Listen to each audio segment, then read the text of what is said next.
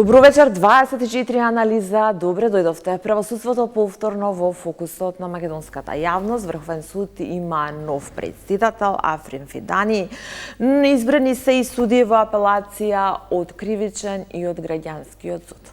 Но сепак она што е интересно во изборите денеска што се случија е дека сопругата на председателот на Уставниот суд од граѓанскиот суд е унапредена во апелација, а во апелација унапредена и сопругата на советникот на премиерот Христијан Мицковски за надворешна политика.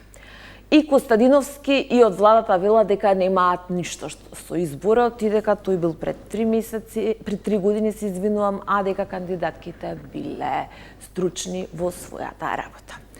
Конечно дочекавме да биде разрешени Енвер Беџети, судијата што го затешкуваше случајот со Сашо Мијалков за масовното прислушување и се најде на црната американска листа заедно со пранишниот вице-премиер Артан Груби. И сето ова е само оно што се случуваше денеска од само една седница на судскиот совет. Секако во земјава се уште актуелно и разрешувањето по одлуката на Управниот суд на уставната судика Елизабета Дуковска, која што денеска го возврати ударот со представки до судиите во Управен и Вишиот управен суд, а очите на граѓаните и натаму свртени кон катастрофата во Кочани, очекувајќи правда, но и плашејќи се од селективност. За македонската неправда вечерва во 24 анализа дебатираат Сузана Јошевска-Настасовска, адвокат, долгогодишен правник. Добро вечер, добре дојдовте. Добро вечер, добре најдов. Благодарам што прифативте поканата. Васко Маглешов, новинар, мој колега, кој што долги години ги следи случувањата во судството. Добро вечер и добре дојдовте. Благодарам што прифативте поканата. Добро вечер, благодарам за поканата. Благодарам што сте тука. Да ми кажеше некој дека денеска цели 2-3 минути ќе имам вовед само за случување во судскиот совет, ќе бев изненадана. Меѓутоа никако денеска се разработија, да кажеме. Ја после подолго време денеска ја следев седницата на судскиот совет, така интензивно, и морам да кажам дека во најмала рака беше интересна, на моменти комична, но и со многу контраверзни одлуки, како тие што ги кажав. Маглешов, вие почесто ги следите седниците на судскиот совет. Денеска имавте и Facebook статус, односно една реакција во однос на изборот на судиката Марија Марковска, Клетничка Марковска, сопругата на Сашо Марковски, советникот на премиерот Христијан Мицковски за надворешна политика. Како го коментирате нејзиниот избор, па потоа јас ќе ви кажам што велат од владата. Уште еднаш благодарам за поканата. Морам да признам дека денешната седница на судскиот совет, за разлика од порано, сме навикнати да гледаме секакви седници на судскиот совет, навистина помина во една атмосфера во која што меѓу другото можевме да чуеме и аргументи. Нешто што е многу важно кога се избираат и унапредуваат особено судиите во повисоките судови, говориме за апелациониот суд, за Врховен суд и така натаму и така натаму. Во конкретниот случај, она што мене ми падна во очи, а морам да признам дека за дел од овие суди јас знаев уште веројатно месец-два пред да се случи овој избор, бидејќи освен тоа што беа први на листата, практично имаше некакви неформални муабети дека нели дел од нив ќе го поминат тој филтер и ќе влезат во второстепениот суд.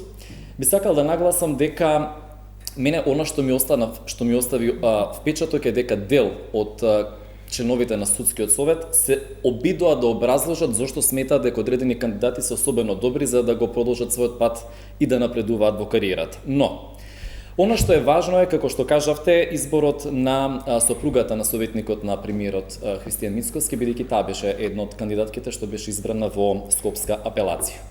Ако гледаме формално, огласот бил распишан во 2023 година, таа не ни можела да претпостави дека низиниот сопруг 1,5 година подоцна или 1 година подоцна практично ќе влезе односно ќе го советува премиерот. И до тука нема ништо спорно.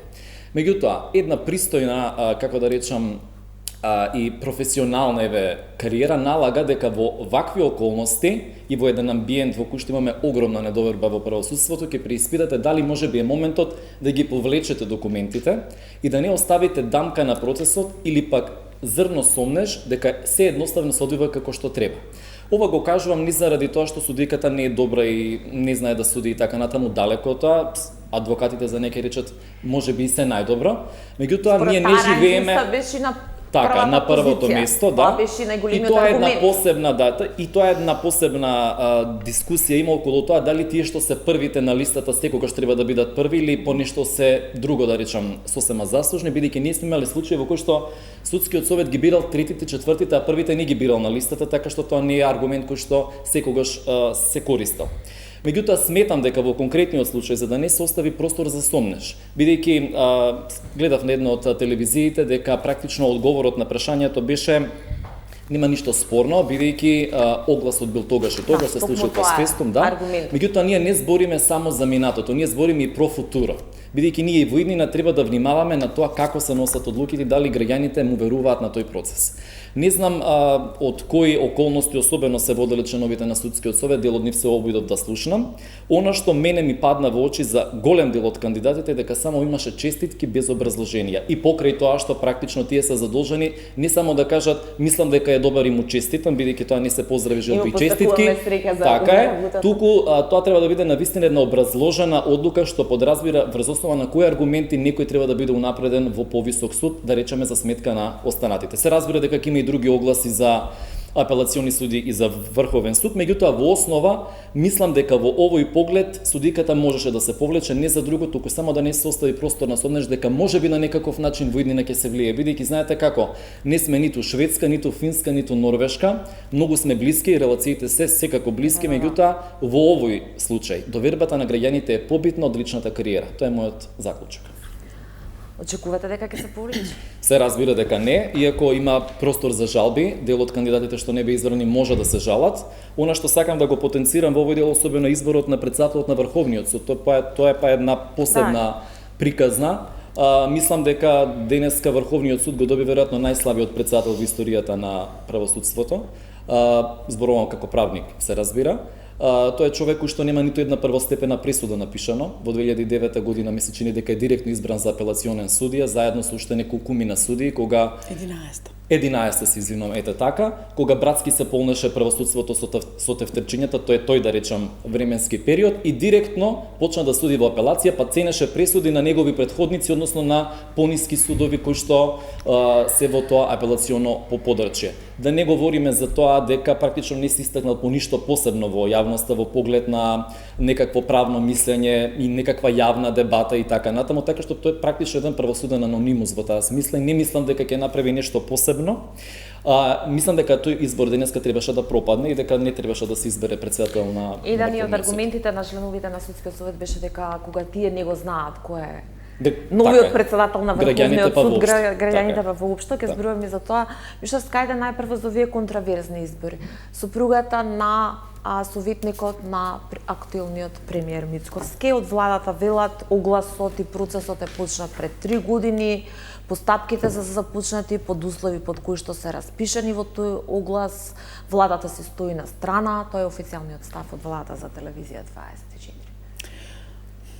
Јас лично принципиелно... Во однос на довербата, сакам да кажам. Да разбирам, затоа може би е најдобриот судика на светот, меѓутоа или едниот или другиот. Тоа е на линија на ова што го кажува Маглешов. Инаку јас принципиелно не сум голем поборник за тоа дека само заради тоа што има роднински поврзаности со актуелни функционери, дека тие луѓе, ако навистина се добриот избор во моментот, не треба да напредуваат, но ние станавме скептични за секој избор кој што чие што презиме или име може да се поврза и се согласувам дека треба да се цени и тајмингот и моментот во кој се случуваат изборите, а сега судството како никогаш може претходно се бори за унапредување на својата доверба. Гледаме дека се постојано се разговара за тоа како да се качи довербата на судството, па вакви некои избори можеби не се најдобро дојдени за да може да малце стекнеме доверба дека ќе има некој мерит критериуми дека нема да бидат пресудни тие контакти. Иако, бидејќи ги спомна адвокатите, јас сум една од тие адвокати кои за да речам речиси сите судии денеска што напредува, немам да кажам нешто во насока на тоа дека сметам дека не би требало да напредуваат во услови кога и апелациониот суд на вистина треба да се наполни со суди за да може да функционира непречено целата линија на основен апелационен врховен суд. Така што изборите, навистина не ги знам кандидатите кои не се избрани, но овие кои што се избрани, немам апсолутно никакви примедби, освен за еве вака за слична линија сум со Маглешов за перцепцијата која навистина некогаш треба да имаме во предвид, бидејќи да бидеш судија не е само да работиш како судија, него треба да имаш и некоја одговорност за како да речеме општествена одговорност и индивидуалните права за напредок во кариерата сега се спротивставени со еден јавен интерес кој што можеби е поголем од тие индивидуални права. Тоа треба да се надмене човек себе си да може за тоа да се грижи повеќе отколку дека сега е моментот дојден, бидејќи е прва сепак на ранглистата. Можеби премногу бараме, но да, се согласувам, имаме генерално напредок во дискусиите, иако јас не гледам некои значителни аргументи во тие дискусии, да речам, се обидуваат, но не е тоа сепак толку суштинско. Ја не знам колку пати денеска слушнав повторување. Еве ние се водиме по ранглистата, ние гласаме заради ранглистата. Бидејќи претходно беа критикувани дека не гласаат по ранглистата, така што и ние некако не можеме да ни се фати крајот кога не гласаат за ранглистата, исто така ги критикуваат. Геслото на судскиот совет, се извинам што ви упаѓам, е практично дека ние не именуваме суди, туку бираме суди. Ние можеме да го избереме и 16-тиот пред првиот, меѓутоа мораме да образложиме зошто тој е подобар од првиот. Така што тоа се клучните аргументи и кога не го бираме да кажеме зошто не го бираме. Денеска не секогаш слушнавме зошто е тоа така или слушнавме како што реков, како што рече и така натаму, следниот и така натаму. Што кажав. Бидејќи секогаш е интересно кога ќе се стави во конотација избор на судија и премиер, меѓутоа мене лично поконтроверзен ми е примерот со изборот на сопругата на претседателот на Уставниот суд, Дарко Костадиновски, судиката Цветанка Костадиновска, кој што Костадиновски вели за телевизија 24 дека не е учествувал во незиниот избор, немал никаква улога, дека тоа се темели на незината стручност, интегритет, професионалност и дека таа работи 25 години во основниот граѓански суд, од кои 8 години како стручен соработник, а 17 години како судија, не гледа ништо неетичко во незиниот избор и се мене ми е прашањето ако е тоа се така, зашто во овие 25 години не напредувала, туку кога токму се погоди кога незиниот сопруг е претседател на Уставен суд. Маглешов? Јас практично сметам дека на судиите кои што се со толкав стаж во судот секогаш треба да им се дава шанса, бидејќи тоа се искалени судии, во таа смисла судии од Старков. Меѓутоа, како што велите, тајмингот во кој што тоа се прави, сепак фрла светло дека тоа не е сосема случајно.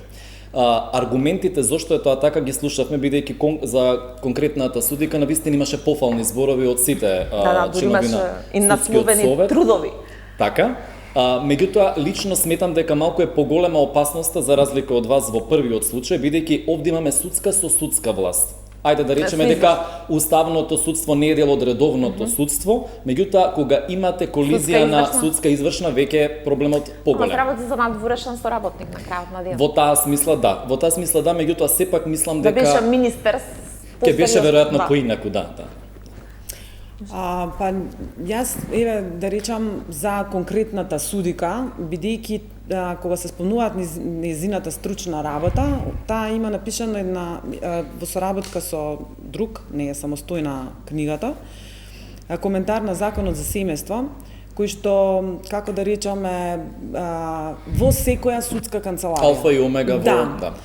И таа релативно и млада е подпишана на таа книга, потоа е препознаена и претпоставувам дека тоа не е нешто што треба тек така да помине, односно дека е добро тоа да се вреднува и навистина е повеќе од гротото судии. Навистина значаен придонес за мене е тоа, бидејќи вие не сте напишале само книга, него книга која секојдневно се употребува.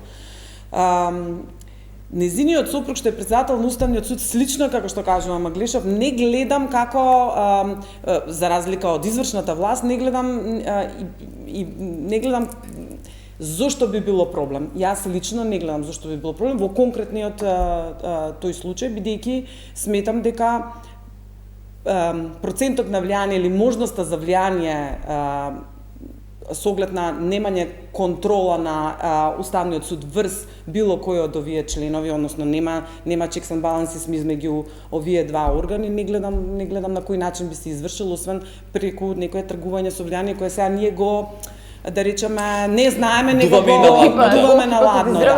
Вака како што е работата, на вистина судијата долгогодишен не го гледам проблемот е во второто презиме, а не би требало да биде. Јас лично. Моето прашање до Костадиновски конкретно беше дали имало тргување со влијание. Секако дека одсечно категорично не беше неговиот одговор. Сепак да, перцепцијата, не толку перцепцијата, довербата на јавност. Советник на премиер, председател на Уставен суд, се борат во последниве 2 години, мислам дека кој што прави, ние само зборуваме за довербата во судството и тие фамозни 2%, што пред некој ден тука ги објаснуваше. Знаете како да, се е до тајмингот, ако ми дозволите. За уште една друга судика, практично, денеска беа дадени пофални зборови. Таа е сопруга на поранешен председател на Државната антикорупцијска комисија, кој што велеше сега го гледат имотниот лист на Никола Груевски за веќе веков, ами. Сега, за неа велат сите адвокати кои што ќе ги прашате дека е исклучително професионална во тоа што го работи. Меѓутоа, зошто баш сега тајмингот е прашањето кое што практично ни се врти во круг. Сакам да речам дека уште кога излегоа листите, јас ги побарав од судскиот совет по барање за слободен пристап и листинзите да видам како се тие оценувани. Практично веќе се надзира контурите за тоа кој ќе биде избран, да речеме, во апелација. Пак ја речам, со една цела доза на доверба дека тоа се навистина суди кои што си ја завршуваат професионално работата, тајмингот во некој случај остава простор да бидеме внимателни, еве да ги изберам зборовите и да дуваме на ладно, како што велиме, бидејќи нашето општество е некако пресензибилизирано во тој поглед, можеби некогаш и непотребно, ама понекогаш и така тоа се потврдува дека имаме потреба да стравуваме. Имаше едно многу интересно образложение за водност на тројца суди, значи во апелација именуван избран и судијата председателот на Кривичниот суд Иван Џолев, а беше отфрлена кандидатурата, односно гласано против кандидатурата на заменик директорот во Академијата за суди и јавни обвинители, како и на председателот на Основен суд во Кратово. И сега на тие што беа одбиени, образложението беше дека се одбиени бидејќи во моментов вршат веќе функција. Меѓутоа и Џолев е председател на суд. Ако тој во Кратово председател на суд, и Џолев е председател на суд. И јас во тој поглед би имал да го кажам следното. Во поглед на методологијата има една навистина голема неправда, затоа што председателите на судовите се оценуваат, во основа тие не судат, кога се председатели или во многу исклучителни ситуации влегуваат во кривичен совет да спасат ситуации и така натаму и така натаму. Еве денеска поранешната советничка на поранешниот премиер Заев, Чачарова Илиевска, вели Џолев судел во кривични совети. Јас љубопитноста ме натера да го отворам сајтот на Кривичниот суд да видам во колку предмети судел судијата Џолев во изминатите 7-8 години, бидејќи тој е постојано председател, нели еден мандат по уште еден, и недов само 5 решенија во кои што тој во 7 или 8 години. Може има повеќе кои што не се прикачени, но тоа пак е одговорност на председателот на судот што не ги прикачал. Сакам да ви кажам дека тука има една интересна околност поврзана со тоа што се влегува во оценувањето на судиите. Кога председател на суд ги поднесува практично документите за да, еве да речеме, сака да напредува, потврдите за неосудувано што ги издава стручната служба на кој што тој става подпис, годишните одмори, годишните распореди, се тоа на него му влегува како предмет што тој го пресудил. Тоа не е предмет што тој го судил во судница. И тоа е еден тип на административно судство кое што не е ни оддалеку исто со тоа да седите во судница со часови и со часови да судите, така што во тој поглед судскиот совет мора да си ја доразработи методологијата или во крајна линија да им објасни на граѓаните, бидејќи седницата е јавна, како тоа се случува. Ова е сега конкретен пример, меѓутоа имало и други такви ситуации во минатото. Идејата е дека практично мора да се доразработи, бидејќи се во неравноправна позиција судиите што цел ден седат во судница и судат со некој што практично судско административно ги решава работите. И не само тоа, и моментот на одовлекување 3 години од оглас, 3 години не е избор, значи тоа се менувале услови. Тоа сакав да го кажам дека многу поважно е што овие избори траат предолго, а со тоа јас стравувам од дисциплинирање и да речам цензурирање за краток ланец, на судиите. Значи, ако нешто треба да се смени, ја мислам дека во новиот закон и дури ќе воведат и рокови за колку време мора да одлучат, е тоа дека постапката од отварањето на огласот до именувањето до како беше изборот, така е. Дека мора да трае пократко, бидејќи судиите во голем број аплицираат за овие унапредувања, мал број од нив напредуваат и сите се под што е природно, можеби се под некаков впечаток дека не треба да брануваат додека чекаат на изборот и со тоа долго траење во целиот тој период практично нивните не можат јасно да искажат мислата или критиката или било што за да се борат за подобри услови, за подобро судство и така натаму. Бидејќи од секогаш ова го кажувам секаде дека работите во судството ќе се подобрат кога судиите ќе одлучат дека треба да се подобрат и самите кои ќе вложат напори за да се подобрат. Инаку овој временски период, бидејќи огласот за апелација е објавен во декември ми се чини 2023, што е многу, тоа е 18 месеци, значи 1,5 година се чека. Мислам дека кандидатите ќе беа, односно распоредот, односно изборот на луѓе ќе беше малце поинаков, ако се случаат да речеме лани пред да се одржат изборите. Еве на пример, бидејќи сега се сменети околностите, има нови членови на судскиот совет кои што се избрани и така натаму, тоа веќе ги менува околностите и работите. Пред да преминеме за она што нели периодов се случи во оној земјотрес, таа одлука на управен суд и таа после 2 години, кај нас се тоа некако после 2-3 години не се случуваат. Според информации, апропо датумите кои што ги кажавте Младлешов, значи се спори и односно се гледа можност за жалба пред управен суд, бидејќи на еден од членовите во комисијата на ранг листите му истекол мандатот, а изборот на нов член, односно на комисијата, бил додаден 8 дена подоцна од како била потврдена ранг листата. Сега ова се информации од извори од натре, меѓутоа имаше дури такви најави дека можно е дел од одбиените и да имаат жалба пред управа. Тие секако имаат право на жалба, практично и плюс и за ова, јас го слушнав тој муабет, не ми е проверен дали е таков, се разбира зборуваме на ниво на шпекулација, меѓутоа им останува можноста да се жалат и доколку е тоа така, тоа е сериозна процесна повреда во тој поглед и мислам дека треба судскиот совет би требало повторно да одлучува и да ги земе во предвид. Можно ли да падне комплетно изборот? За жал, јас не можам да разберам што уствари се случило од комисијата за рангирање или имала некој еден од членовите на комисијата за рангирање, да. Во меѓувреме му завршил мандатот, па новиот е избран, меѓутоа пред тоа се потврдени ранги. Добра, ајде да биде ова како вовед во следната тема. Значи, ако се применува член 3 од алинеја 5 таму став 5 како е од Законот за управни спорови, во ваков тип на постапки, особено кога е битна брзината на одлучување, еве со тоа да почнеме, мора да се спроведат во рокови кои што се слични на оние за изборите, да речеме, во рокот 24 часа, во рокот 48 часа, за да може да има чист, бидејќи таму е примена на право, нема изведување на докази, нема некое посебно сослушување, можеби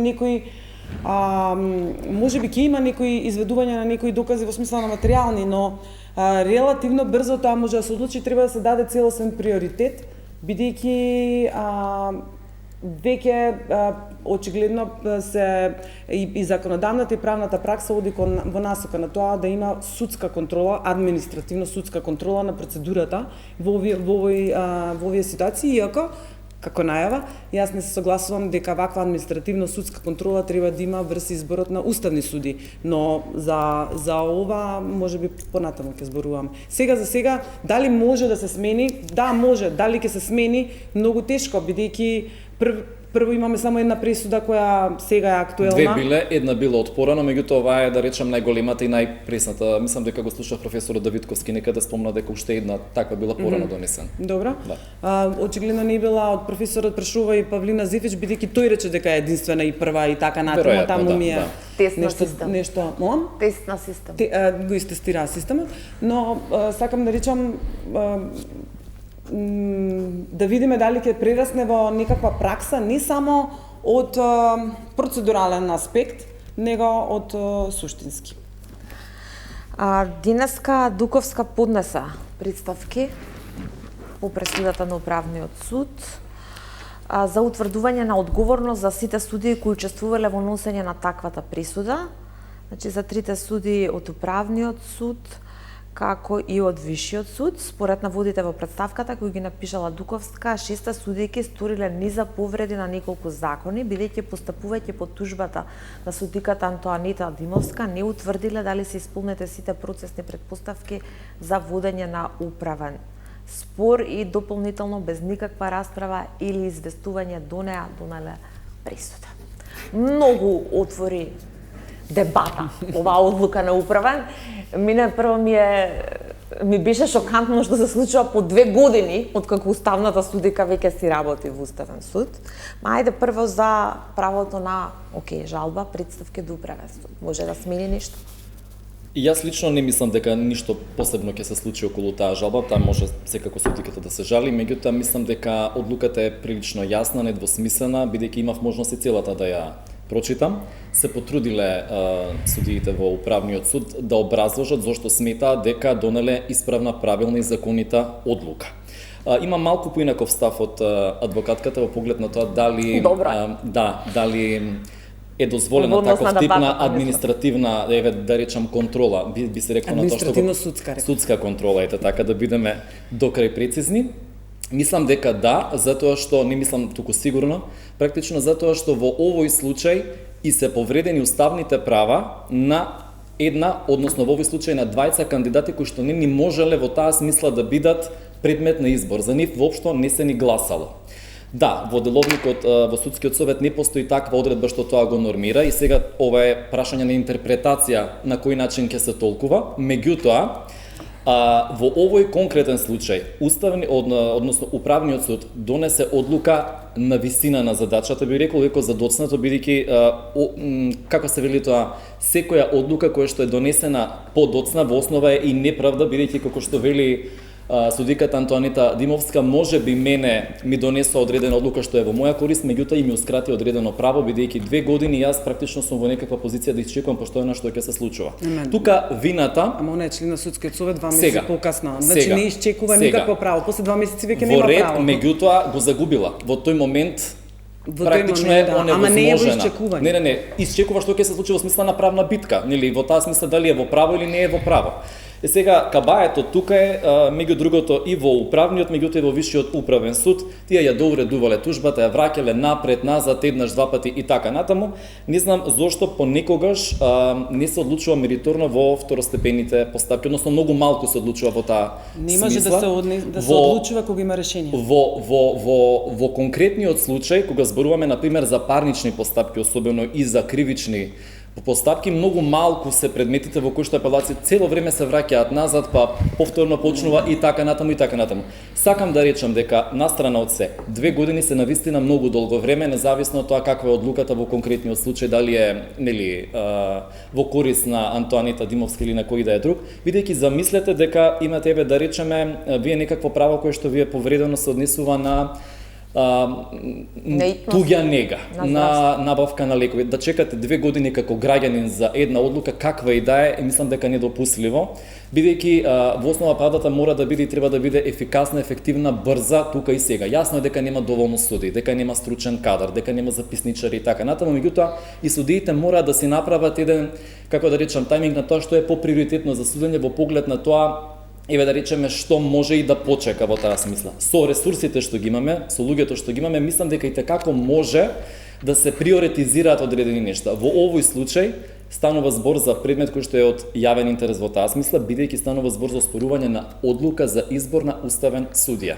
Е сега, да, можеме да разговараме дали тоа треба да има приоритет пред нешто друго или не, меѓутоа во секој случај ми се чини дека одлуката е навистина задоцна. Отворивте, имавте статус, отворивте многу голема дебата на социјалните Па добро, тоа е, за тоа и служи Фејсбукот понекогаш да продискутираме, да. Не, многу ми е интересно ова за приоритетите, пошто ова испадна дека кој им станало приоритетно многу брзо го решила. Него треба на судиите да им стане приоритетно. И тоа е така. А им стана приоритетно, извинете, значи за 1 месец го решиле кој им станало предподготвителната за законот за албански. И тоа решавајќи го, се јас наметнувам малце и поинаков дискурс овде, не само правен. Значи решавајќи го направиле низа пропусти. Збориме за правен преседан, тука ќе се согласиме. Да, секако. Да.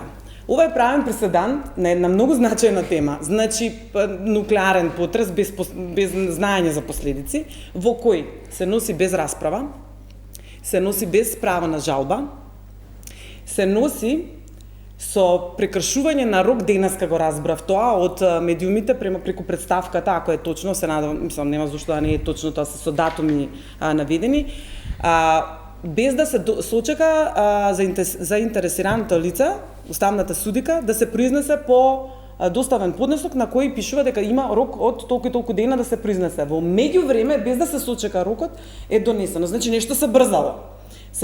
Тоа е повреда. Нема каде да се истакнат овие повреди, бидејќи не е дадено право на жалба. Малце сакам да ги расчистиме работите. Уставно загарантирани права, која ќе се повредат, не одат во управна постапка.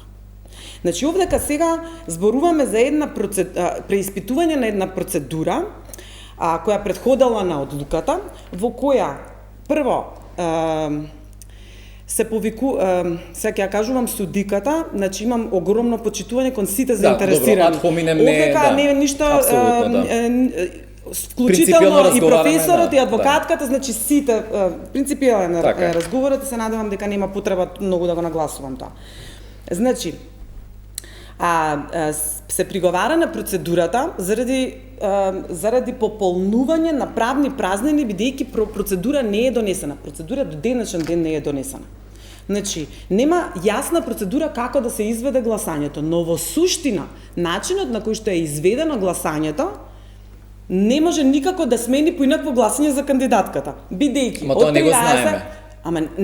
не го знаеме, пошто не е логично, нема друго. Ако од 13 гласа, добро, двата кои ги предложиле другите кандидати, 11 остануваат, сите суди во тој состав на судскиот совет се одлучиле за тој еден кандидат. Не е возможно поинаку да гласат. Сигурно нема истите судии речат ќе гласам и за нејза, ама ќе гласам и за нејза. Значи они одбрале. Дека одбрале. Денеска видовме дека може да гласат и гласат и за еден. Не за предлог на уставен. Они еден предлог треба да направи, они не може да напредува, да може вака да напредуваат повеќе. Ама кога станува збор за уставниот суд, постапката е малку поинака. Немало начин поинаков исход гласањето да биде. Сега тука збориме за формалност, дали не добиле, на пример сега можност да втората ќе имала еден глас, третата ќе имала еден глас од тие што ја предложиле или но не добиле можност. Визави уставно загарантирани права да биде секој граѓанин да има можност да биде избран и да биде така. Тие права, ако влегуваат во корпусот на права кои што се заштитуваат, надлежен да испитува такви права има или Уставен суд преку барањето за заштита на права, или Комисија за дискриминација доколку смета дека на некаков начин дискриминирана. Управен суд не решава за уставни права, за прекршување на уставни права. Не може да ги спојуваме процедура со прекршување уставни права. Тоа со сигурност. Трето, ние добивме правен преседан, каде што тужбата е неспорно застарана. Значи, преклузивен рок од 30 дена е прекршен заради тоа што и Васко, сега еве со тебе дебатирам како наистина те ценам како разумен човек. Дали можеш ти како разумен и човек кој има и правна логика и секаква да прифатиш дека судијата после 4 месеци, а била кандидат, поднала пријава, после 4 месеци разбрала за изборот, иако бил медиумски пренесен, иако бил објавен во службен весник, во случаен избор, во случаен разговор со истиот тој кој што е иницијатор на постапката. Значи, ние имаме повреда и на овој сегмент. Во едно лице се споиле две својства. Сведок и иницијатор на постапката. А тој сведок, за да биде уште пострашна работата, кога е враќан предметот за навременост, нападствијата на виши не биле само да се утврди навременост, туку да се изведуваат докази за навременост. Во другата постапка, практично во основната постапка. Во основната постапка. За да се изведуваат докази, треба да се отвори расправа. Они не отворила расправа. Не изведувале докази да го викна човекот да потврди да има контрадикторна постапка, другиот да може. И сега што се доведуваме во ситуација во која еве да речеме дека процедурата пред судски е навистина прекршена. Со уште поголемо прекршување на процедура во управен, ние сакаме да расчистиме, значи некако постапка во скандинавска фати прекршување во целосно прагматична, ама сега овдека ќе решиме вака, да не зборуваме што никој жив не знае да каже дали правно гледано, последици треба да има од ова. Да не биде само сатисфакција. Бидејќи ако е само за сатисфакција, можела да покрене судијата пред уставен, пред комисија, значи истото ќе го утврдале ако е проблемот во гласањето, да речеме. Мене ми личи дополнително на сите овие пропусти дека некој мора за ова да каже дали е возможно ова да не се случи. Не верувам дека ќе се случи. Не, во ред, но еве многу ги атнак сепак тоа она е судија, препоставувам бара начин како да си единствен кој трпи последици е она. Никој не трпи последици, никому ништо е ова, единствено таа судија трпи последици што за мене е сепак недопустиво. Кога ќе треба индивидуалното право на некој да биде гласан, особено ако немало да има поинаков исход од тоа гласање, не може да биде поважно и да земе примат над ова што се случува на целото општество, само заради тоа што ние сакаме да го тестираме судството. Можевме да го тестираме на друг начин. И јас сум 100% сигурна дека ова не требаше да се случи. Добро, различни не се мислењата, да. Јас мислам дека во конкретниот случај може би од процесен карактер сега да се направени, како што велите, одредени повреди, меѓутоа на ниво на пресуда. Значи, кога ќе ги прочитате аргументите вака, биографиите не им биле доставени од сите тројца кандидати кога била точката ставена на дневен ред во судскиот совет. Практично немале биографии за кого да разговарате. Сега ќе речете како без биографија гласале судски совет во прашање се е можно кај нас. Ама чекај малце, точка по точка ведиме, биографиите. Например, еве да речеме сега. Биографиите они ги имаат, во регистр, бидејќи од рамките на суди. Да, меѓутоа членовите ги барале биографиите, тоа е нотирано на записник. Не, на членката таа и таа ја бараше или веќе на видеозапис. Да, веројатно. Не барала, да барала може ли да сопрати и така натаму, не само приговарала дека можеби материјалите требале претходно, но сите имаат членови на судски совет увид во секој судија. Тоа секако може да го побарат и пред судницата. Тие бираат од рамките на судиите. Не постои прекршување на ниту една одредба што регулира процедура, бидејќи тие викаат дека на самата седница треба да дадат предлог, нели еден поддржан уште е тројца. Дале предлог, тој усно го образложил предлогот. И сега за што зборуваме, мислам?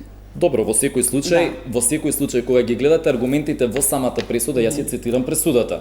Вели не биле им биле побарани биографиите, не биле дадени. Сега на тоа ниво гледате дека не им е овозможено ниту да ги прочита, еве да речеме да го прифатиме тој аргумент дека се членови на судскиот совет, можеле председницата да ги побара биографиите и да ги добијат. И така натаму и така натаму. Во таа смисла држи Во таа смисла тоа логика, не е процедура, него тоа е веќе влегување во суштина дали го избрале соодветниот кандидат. За тоа нема право на тужба. Меѓутоа ние процесно мораме да им овозможиме на сите до еден да имаат еднаков третман. Во таа смисла, што ќе го коштало судскиот совет ако гласале за едниот, да гласали за вториот, за да се помине процедурата, за да нема ситуација во која што после некој ќе толкува слагам, ама визави последиците. Да, последиците ние не знаеме што ќе се случува сега. Ама не е ви последица, да речеме и за уставната судија која после 2 години сега не знам каква ќе биде, кои реперкусии ќе бидат, ама што викаат ја спакува и си отиде. Мислам, ќе видиме дали како ќе се случи по повод нејзината жалба или веќе не знам што поднела до судскиот совет, односно представки, да. Јас пред една недела, пред неколку дена, тоест нема една недела, правев интервју со претседателот на Собранието Африм Гаши. И на ова прашање, нели бидејќи уставниот судија Осман Кадрију беше многу жесток во реакцијата, за разлика од претседателот кој што на уставниот суд кој што беше доста така умерен. И освен нели што се согласија сите дека е преседан и дека последици има и така натаму, Кадрију бараше парламентот да се произнесе за статусот на избраниот судија, не да ја разреши, туку да констатира престанок, а потоа судскиот совет има законска должност и уврска да покрене постапка за предложен кандидат. Ова е според Осман Кадрију. И кога го прашав Гаши дали ќе констатирате престанок, дали што ќе направите во врска со случајот, Гаши кажа, јас пратив допис до судски совет, пратив до уставен суд, мојата работа е завршена. Ние тука ништо нема да правиме. Затоа што такви нападствија има во пресудата. Ке чекаме нов кандидат да ни стигне и тоа е тоа. Сепак оваа судика, да, можеби тоа процесното право и било прекршено на останатите 2 кандидатки. Меѓутоа ја гласало собрание со 61 глас. 4. 6-4, окей. Да, со мнозинство гласови, така да. Значи, сепак малку е барем така и се толкува според дели од политичарите, од правниците, посериозен е пресадано од Управен суд 2 години пута укинува одлука на собрание, гласана со мнозинство се работи за Уставен суд. Ако само дозволиш, слободно, да. Јас правев едно брзо истражување како ова се решава. Не е дека нема држави во кои постои судска контрола, но никогаш не се случило врз одлука за уставен судија. Има административно судска проверка на одлуки донесени од собрание и од председател и други тела, но тие се сведуваат на именување и разрешување на функционери, носители на други јавни функции. Ова е различна ситуација и не можеме под еден ист член со чисто бирократско применување на член да ги подведеме. Јас барем така мислам дека законодавецот не го имал тоа во предвид кога ја носел овој член, кој патем речено е според тоа што гледа. Член 6 претпоставам. Член 3. 3. Да. Кој предпоставуваме многу по-застапено во држави каде што демократијата е уште во зародиш, не е во Шведска, не е во Австрија, не е во Финска, не постои никаква контрола над овие одлуки, но во некои други држави кај што таа е потребна и затоа во 19-та предпоставувам е сменето на тој начин да може да се. Но во ниедна од овие држави кај што има, не постои пракса за преиспитување на одлука на собрание за именување на уставен судија, а и доколку има таква можност, никогаш не е управниот суд надлежен, значи други тела се или е парламентот или е уставниот суд надлежен, и само за, како се вика тоа, големи прекршувања на процедурата во смисла нема потребно мнозинство, не ги исполнува критериумите, фатена корупција, судирни интереси и такви работи, што овдека не ги гледаме во тој обем, бидејќи критериумите се релативно мали, 3 кратки, да, ги исполнувале сите кандидати. Нема мнозинството е тоа што е потребно и во судскиот совет и во парламентот, така што малце е претерана реакцијата, ако може благо да се изразам. Може би единствената, се извинам што ви упаѓам, единствената придобивка од целиот овој процес.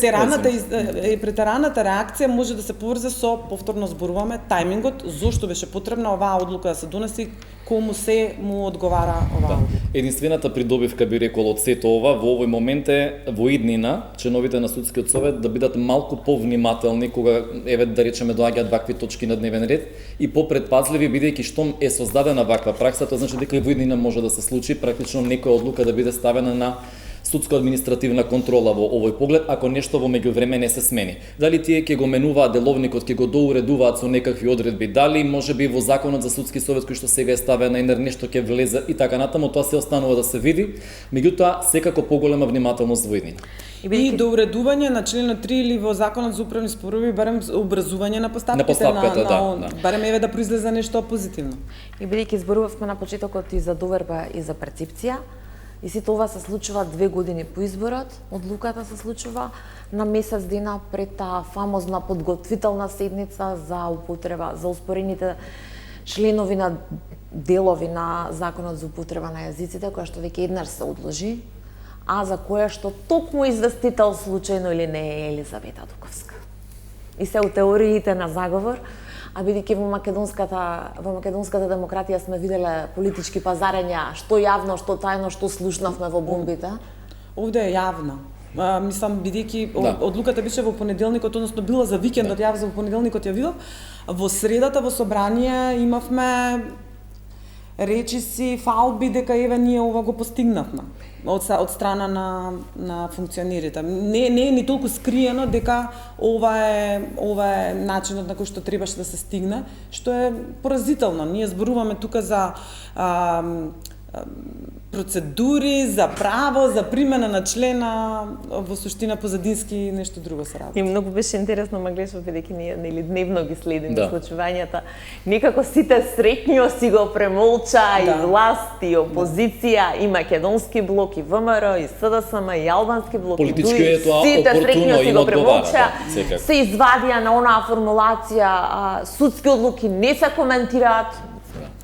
А тоа лежи во фиоките на уставот, не знам колку време веќе тоа, не се ни сеќавам од кога е поднесена иницијативата, или веќе неколку иницијативи беа во прашање, да. Да, во неколку што се споја и сега веќе никој не зборува за законот за употреба на јазиците, бидејќи нели се случи оној фамозен заклучок, мора да биде судот со сите суди за да се решава. Да, и тоа е малку така, ама добро, да. Кај нас се.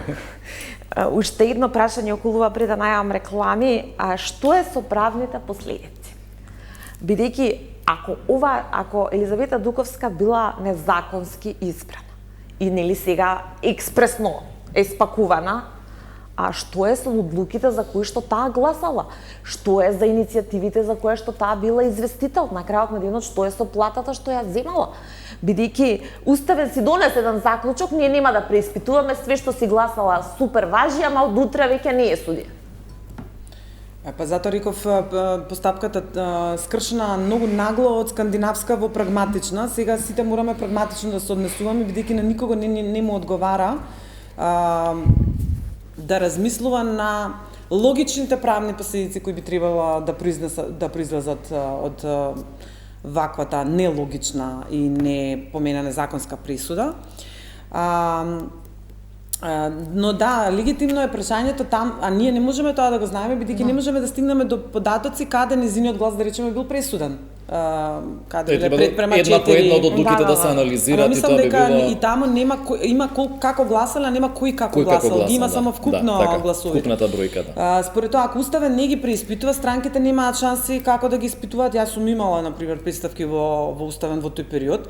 Не гледам начин како јас би можела да се обратам и да кажам, чекате сега, нема да добијам информација како глас. Така што ќе биде дека ова е чича мича готова прича и никој нема никакви последици по тоа да трпи, освен уставната судика, тоа и го кажа. Јас го очекувам истото сценарио, не очекувам никаква практично, бидејќи и не ни гледам како ова би можело да се разврза на крајот на криштата и да доведе до некакви последици кои што би биле вакви или онакви. Ќе остане некаков, еве би рекле, правен преседан кој што во основа ќе генерира и некакви слични вакви ситуации во иднина, бидејќи сега секој кој што во оваа смисла му е загрозено правото, избран да речеме од собранието и така натаму од другите органи, ќе можат исто така ова да го обжалат пред управниот суд и да чекаат некаква одлука.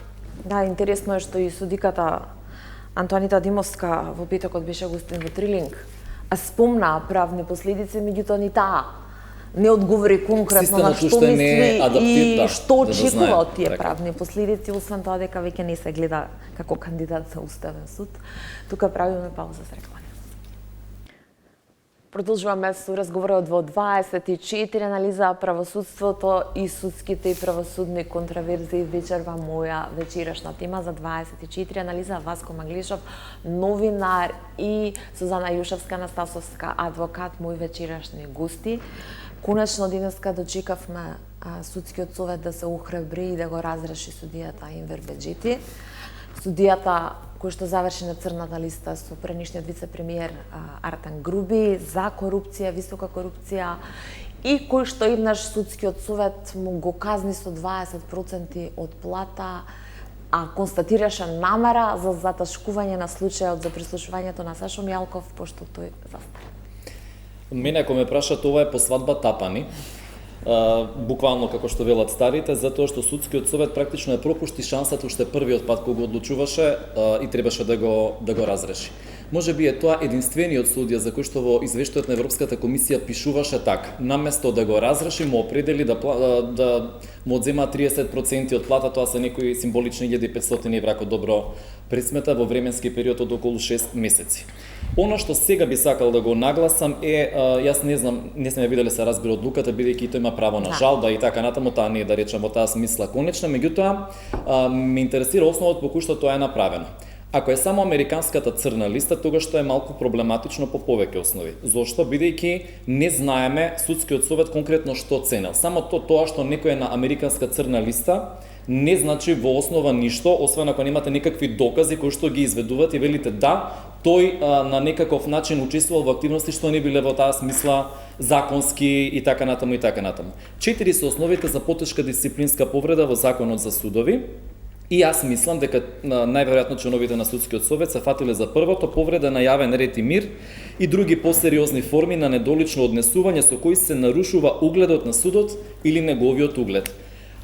други посериозни форми на недолично однесување со кои се нарушува угледот на судот и неговиот углед. Мислам дека конкретната формулација околу која се кршеле копијата е таа.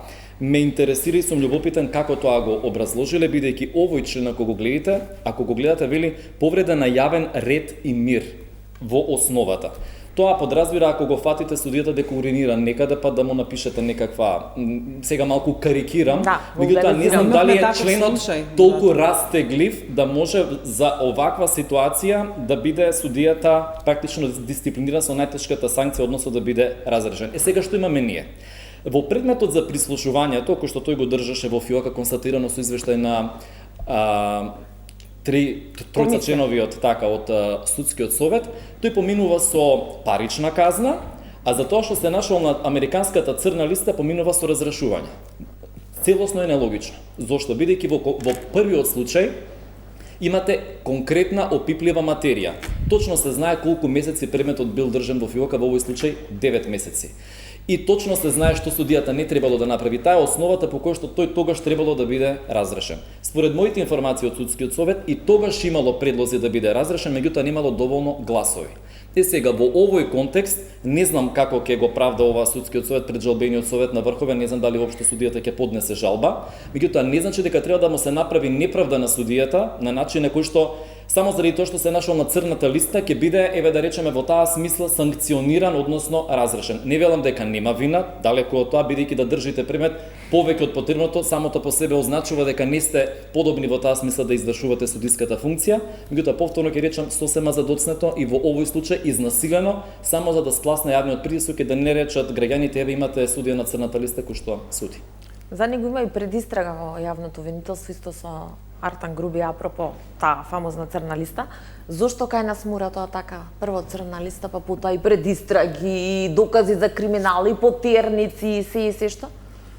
За ова разговаравме баш кога излезе црната листа, мислам дека многу дебатни емисии се направија токму на таа тема, зошто мора системот да реагира вака отпосле, некој друг ли од надвор треба да ни каже нешто што ние веќе го знаеме, или зошто ние толку, тоа е едниот пристап, а другиот е зошто ние па толку слепо веруваме на тоа што нели кога ќе биде некој ставен на црната листа, автоматски значи дека треба да трпи некои други последици.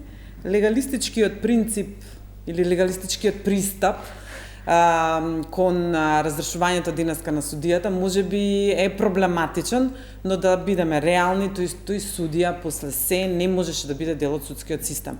Иако нашле креативно толкување како да се отстрани, мислам дека тоа е во јавен интерес, бидејќи не е само дека тоа е ставен на црната листа, туку зашто е ставен, утврдени се претходни, не е само голото ставање, него се утврдени претходни неправилности, еве предистраги и така натаму. Едноставно тој, иако е обид можеби се цени како обид на судскиот совет или на тие членови што и тогаш и сега гласале да се испере од себе си да се исперат од претходното, но еве да речам дека барем кај мене и не проаѓаат такви пирења, бидејќи задоцнетата правда ипак е неправда. Неправда, точно како што и селективната правда е неправда, така и задоцнетата правда е неправда. Кучани, она што целата македонска јавност го исчекува, она што сите очи се свртени во јавното обвинителство, во таа фамозна истрага, она во кое што голем дел од граѓаните пред се би кажала семејствата на загинатите деца и на повредените се сумневаат и протестираат секоја сабота, сумневајќи се во селективна истрага, и сите ние што останавме со отворени делими и прашалници околу и осомнечените, начинот на кој што се води и така натаму. Јушевска, вие браните во Кучани, најпрво од прва рака, до каде е истрагата? Таму, бидејќи државниот јавен обвинител кажа дека наскоро пред финиш е буквално. Таков е впечатокот, иако ние буквално сме исклучени, адвокатите од браната сме буквално исклучени, многу е тешка комуникацијата. Единствено можам да кажам позитивни работи за кочанските и суди и обвинители кои со нас комуницираат поотворено, за разлика од овие што се делегирани од Скопското обвинителство, бидејќи има некоја многу чудна затвореност. Тоа е едно, а второ, бидејќи колку што јас знам се поделени по би рекла по институции.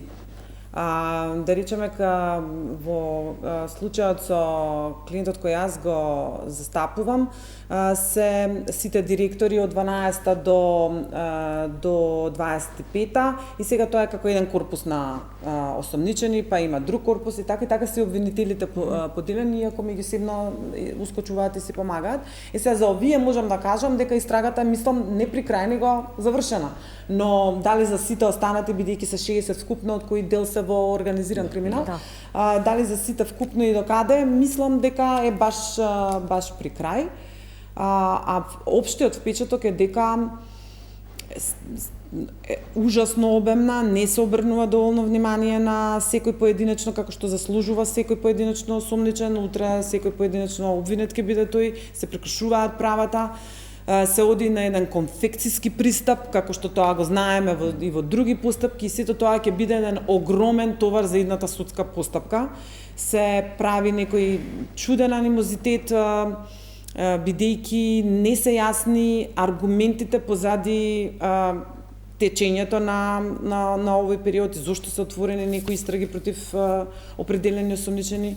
Не сакам сега да го заземам овој јавен простор за мојот да зборам, не го зборувам принципиелно, но се градат проблеми едно над друго кој што ќе биде навистина проблем и мислам дека обвинителството не сме да си дозволи само да го прифрли проблемот на судот и судот утре да биде тој кој што ќе треба да се справува со нешто што можело да се спречи порано, а меѓу другото го имаме искажано мојот став дека прво гломазна постапка се надевам нема да водат, бидејќи имаше најави дека ќе ги подалат постапките, иако не ми е јасно како тоа ќе се изведе. Второ, сметам дека Кочани секако не смее да биде надлежен, значи мора да се одземе надлежноста таму од очигледни причини.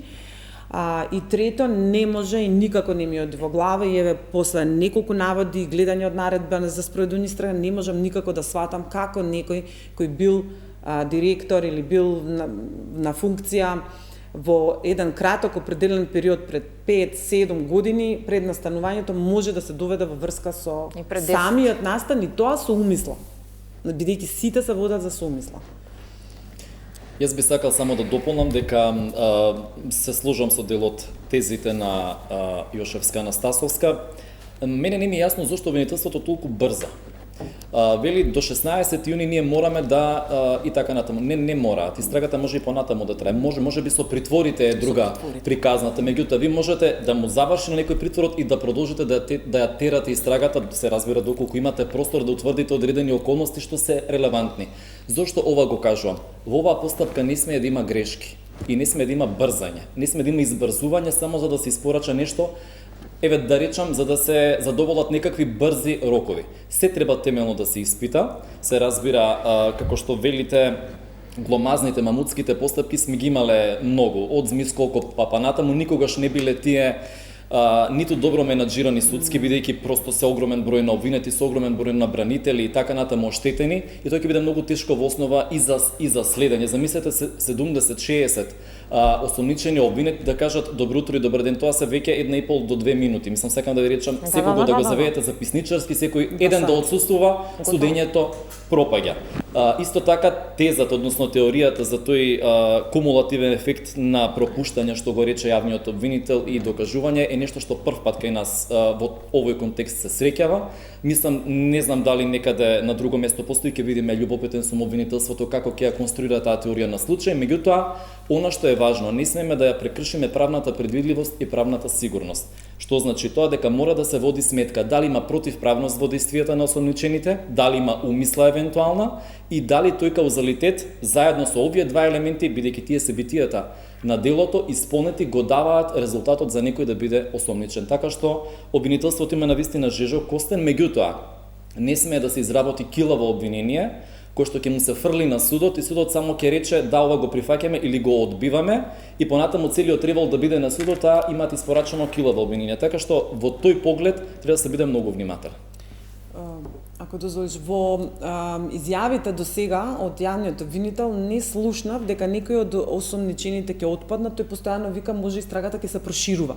Никогаш не вели дека резултатите од истрагата можеби и тоа е малце дискутабилно, дали они водат истрага за да испитаат дали има или нема некаде кривично дело или пристапот е како што го знаеме и кај сите. Тие кумулативни пропусти какво сакате во обвинение, не килава, нека работат едноставно, не може да ајде да не речеме невозможно, ама исклучително е тешко да се докаже некаква верига, некакви поврзани. Да речеме во ова во кое јас сум вклучена, можам да кажам дека за мене многу чудно е, бидејќи ги ставаат дури како соизвршители, што е мене ми е вон памет, бидејќи за да бидеш соизвршител со некој треба да имаш да креираш умисла за соизвршителството, значи заедно да го сакате делото, да бидете на некаков начин договорени, да постои некаков договор, заедничко действување или заедничко пропуштање и така натаму. Вие имате функционери кои биле еден во еден мандат, па го предава на другиот, тие не се ни сретнале малтене. Како ќе го докажете соизвршителството?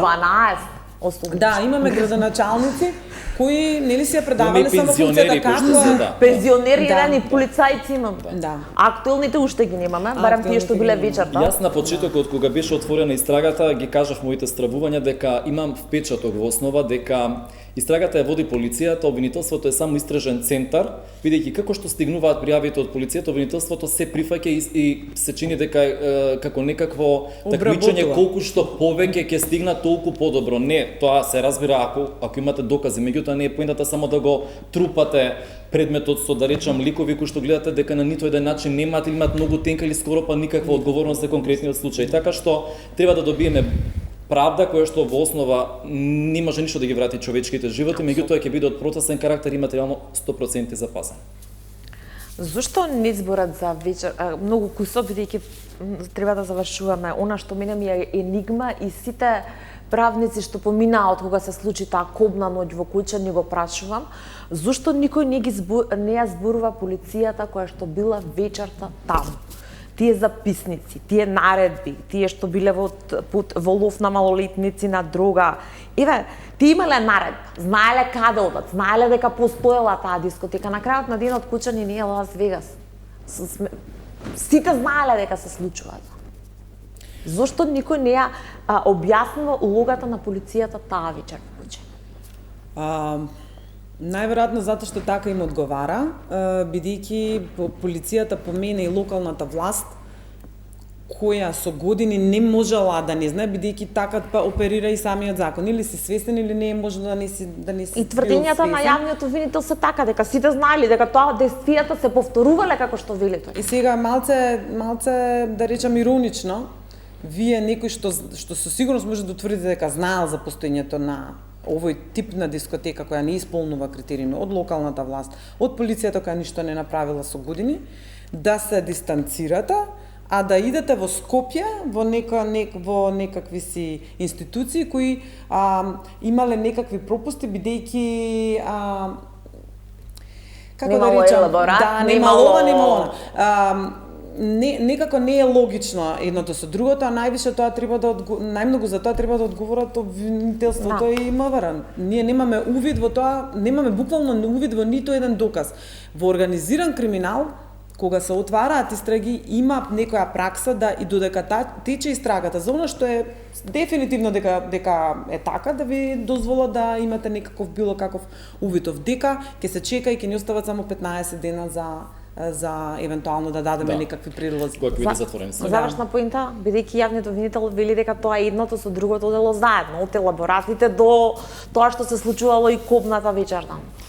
Јас мислам дека тоа што го кажува јавниот обвинител е тоа што му го даваат предметните обвинители таму, меѓутоа неговата улога во овој контекст е малку поинаква, бидејќи тој не беше подобен за позицијата, па некако преку ноќ после трагедијата стана политички подобен, во смисла нели се реши дека нема да се продолжува со постапката за негово разрешување, и во тој контекст не мислам дека е, како да кажам, некаков објективен арбитар кој што ќе ги држи на дистанца овие линии и ќе каже јас мислам дека ова е вака, туку напротив, тоа што му се сервира одоздола едноставно тоа го презентира јавно и така натаму.